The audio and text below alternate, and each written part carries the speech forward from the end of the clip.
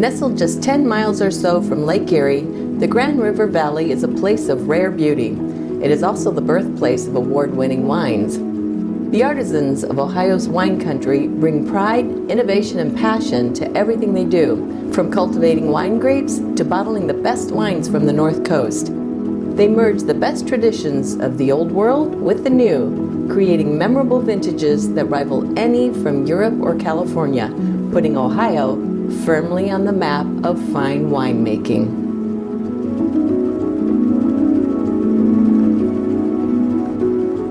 As dawn breaks over the valley, workers have already been in the fields for several hours.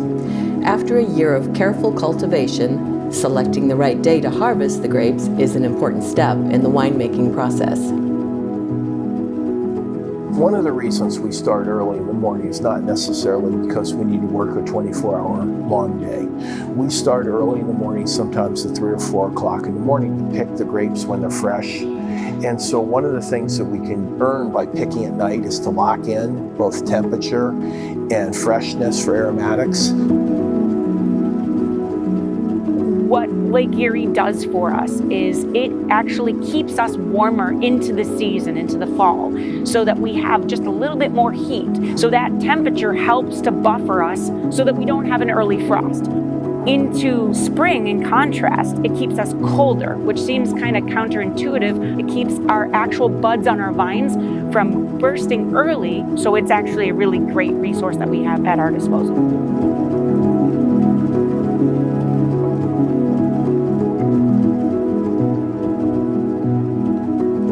I believe in 1992 at one of the large California fairs at Riesling won both the best of the show and a double gold medal. And so that was quite striking for an Ohio winery to win a large California show and to have such a decisive medal placement in that show. It led to some degree both the jubilation here amongst the business, but it also left to a certain sense of soul searching, because the Riesling grapes that had gone into this medal winning wine had come from actually up in Lake Erie. They'd been picked in the middle of November in a snowstorm. And so to think a wine like that we had imported the grapes, but yet they'd been grown nearby with no real special conditions, it would be hard to imagine that would be the genesis of such a medal winning wine. Those 1992 awards were just the first of hundreds of high-profile wins to come. Ohio's wine country now produces some of the finest wines in North America. These talented winemakers travel the world to bring amazing traditions and innovations back to their fields, right here in Northern Ohio.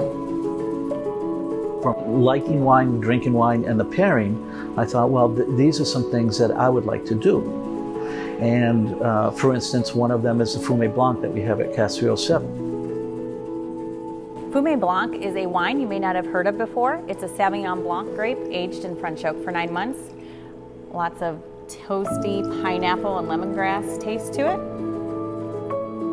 Oh, that's outstanding. Very good.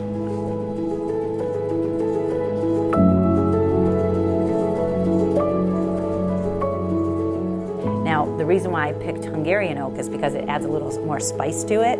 And I love my reds to be like earthy and spicy and just full of flavor. So Mexican chocolate has cinnamon in it. And the way that the red wine reacts with the cinnamon, it just fills your whole mouth full of cinnamon. Wow. And then when you try the wine Wow. with it, wow, that's really good.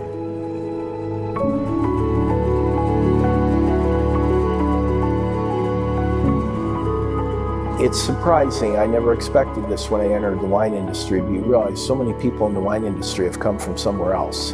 It's a very romantic profession. There is hard work, but it's viewed with romance. And in my own situation, I just really felt like I wanted to work in agriculture. And I typically have taken 2 trips a year. So last year I visited Italy during the summer, and I visited the Verona Veneto area. And I always visit wineries and winemakers. And then last Christmas I went to Portugal. I went to Lisbon and then to Porto.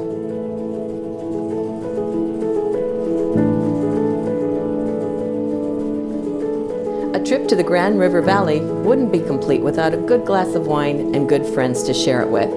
You can enjoy all of that right here on the north coast of Lake Erie. No passport required.